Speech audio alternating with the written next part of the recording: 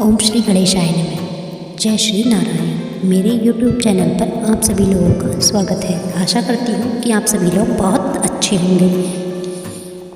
माघ मास के शुक्ल पक्ष में पड़ने वाली एकादशी को जया एकादशी के नाम से जाना जाता है। एकादशी का सनातन धर्म में अत्यधिक महत्व है। एकादशी का व्रत सभी व्रतों में श्रेष्ठ माना जाता है। माना जाता है कि एकादशी का व्रत करने से मनुष्य अपने जीवन के सभी पाप कर्मों से छूट जाता है तथा इस लोक में नाना प्रकार के सुख भोग कर भगवान विष्णु के परम धाम को प्राप्त होता है। इस बार माघ मास में पड़ने वाली जया एकादशी का व्रत 20 फरवरी 2024 दिन मंगलवार को रखा जा रहा है। जया एकादशी के दिन आयुष्मान योग के साथ त्रिपुष्कर योग और प्रीति योग भी बन रहे हैं। इस वजह से आपका व्रत विशेष फलदायी होगा। जया एकादशी के दिन आप सुबह स्नान आदि से निवृत्त होकर भगवान विष्णु की पूजा के साथ केले की पेड़ की पूजा अवश्य करें तथा उसमें थोड़ा सा हल्दी डालकर जल अर्पित करें। भगवान विष्णु को पीली मिठाई का भोग लगाएं तथा भगवान को धूप आदि अर्पित करें। तुलसी दल के साथ भगवान को पंचामृत का भोग लगाना अति आवश्यक होता है। जया एकादशी पर अनाज और फलों का दान हो सके तो आपको जरूर दान करना चाहिए। जया एकादशी व्रत कथा। एक समय की बात है, महाराज युधिष्ठिर भगवान श्री कृष्ण से बोले, हे जनार्दन, आपने माघ मास की कृष्ण पक्ष की शर्तिला एकादशी का अत्यंत सुंदर वर्णन मुझसे किया है। अब कृपा कर माघ मास के शुक्ल पक्ष की एकादशी की कथा का वर्णन कीजिए। इसे किस नाम से जाना जाता है तथा इसके करने से हमें कौन से पुण्य फल की प्राप्ति होती है। तब श्री कृष्ण भगवान बोले, हे राजन, माघ मास की शुक्ल पक्ष की एकादशी का नाम जया एकादशी है। इस एकादशी के व्रत से मनुष्य ब्रह्महत्या के पाप से छूट जाते हैं और अंत में उनको स्वर्ग की प्राप्ति होती है। इस व्रत में मनुष्य कुयोनि अर्थात भूत प्रेत पिशाच आदि योनियों से छूट जाता है। इस एकादशी के व्रत को विधि पूर्वक करना चाहिए। हे राजन, मैं एक पौराणिक कथा तुम्हें कहकर सुनाता हूँ। एक समय इंद्र नागलोक में अपनी इच्छा अनुसार अप्सराओं के साथ नमन कर रहा था। गंधर्व गान कर रहे थे। वहाँ गंधर्वों में प्रसिद्ध पुष्पवंत, उसकी पुत्री तथा चित्रसेन और उनकी पत्नी मलिन ये सब उपस्थित थे। वहीं पर मलिन का पुत्र पुष्पवान और माल्यवान भी था। उसी समय पर एक पुष्पवती नामक गंधर्व स्त्री माल्यवान को देखकर मोहित हो गई।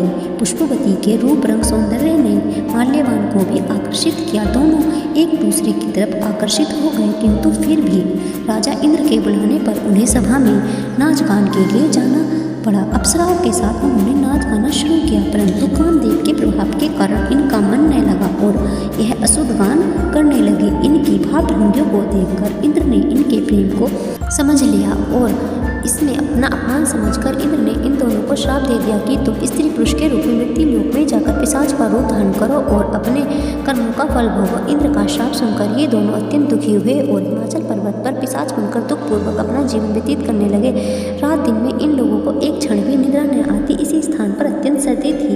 एक दिन पिशाच ने अपनी स्त्री से कहा, न जाने हमने पिछले जन्म में ऐसे कौन से पाप किए हैं जिससे हमें इतनी दुखदाई है पिशाच योनि प्राप्त हुई है। देव योग से एक दिन माघ मास के शुक्ल पक्ष की जया एकादशी आई। इस दिन दोनों ने कुछ भी भोजन नहीं किया और न ही कोई पाप कर्म ही किया। इस दिन केवल फल फूल खाकर ही दिन व्यतीत किया और महान दुख के साथ पीपल के वृक्ष के नीचे बैठ गए।